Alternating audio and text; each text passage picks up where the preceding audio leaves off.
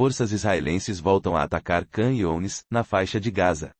Primeiro-ministro Netanyahu viaja para os Estados Unidos. Bombardeios de tanques e ataques aéreos israelenses mataram pelo menos 37 palestinos perto de Khan Younis, revelaram fontes de Gaza nesta segunda-feira, 22, depois que o Estado hebraico emitiu novas ordens de evacuação de alguns bairros.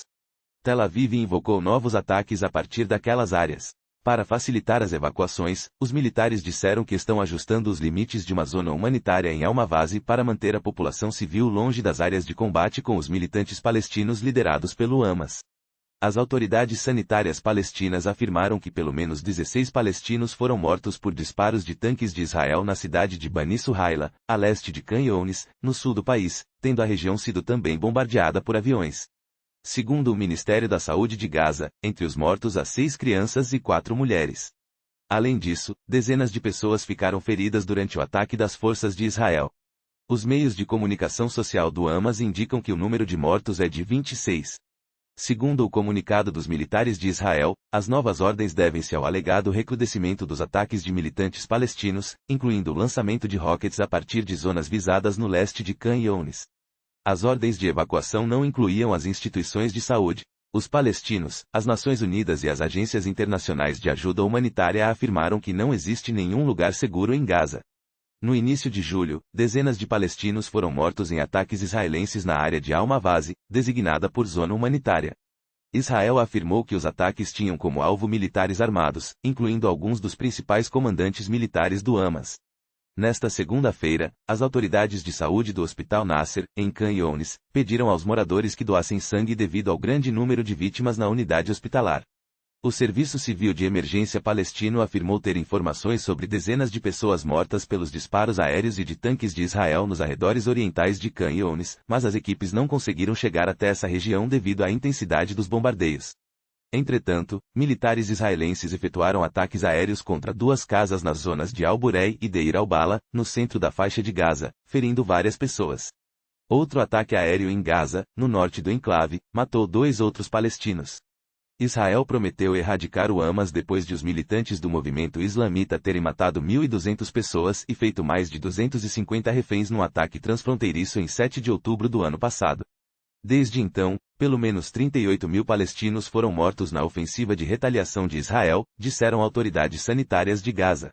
Um esforço de cessar-fogo, liderado pelo Catar e pelo Egito e apoiado pelos Estados Unidos, tem sido insuficiente devido à falta de acordo sobre os termos entre os combatentes, que se culpam mutuamente pelo impasse.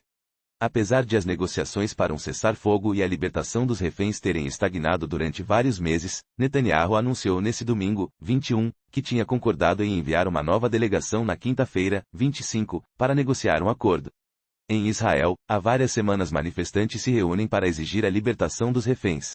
No domingo, israelenses voltaram a protestar no aeroporto Ben Gurion, em Tel Aviv, antes da partida de Benjamin Netanyahu para Washington. Viagem ao ZEUA. O primeiro-ministro Benjamin Netanyahu deixou Israel com destino aos Estados Unidos, onde deverá proferir um discurso perante o Congresso norte-americano.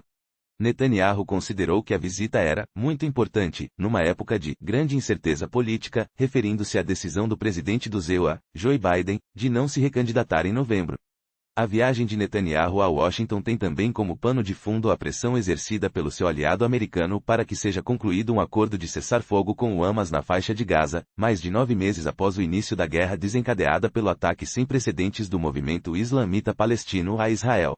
Na quarta-feira, 24, Netanyahu será o primeiro líder estrangeiro a discursar 4 vezes perante o Congresso dos Estados Unidos, numa reunião conjunta da Câmara dos Representantes e do Senado, ultrapassando o britânico Winston Churchill, que discursou 3 vezes. Pouco antes da sua partida, Netanyahu afirmou que, no seu discurso no Congresso, iria procurar ancorar o apoio bipartidário que é tão importante para Israel. Ataque no Iêmen. As equipes de bombeiros continuam tentando conter um incêndio no porto de Hodeida, no Iêmen, causado por um ataque de Israel no sábado, 20, em retaliação a um ataque Houthi contra Tel Aviv.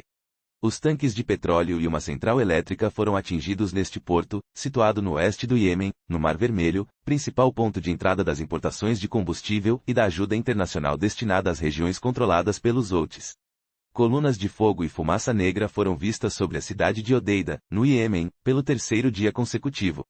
Bombeiros lutam para conter o incêndio, que ameaça alastrar-se. Imagens de satélite de alta resolução da Machar Technologies mostram as chamas devorando depósitos de combustível fortemente danificados no porto.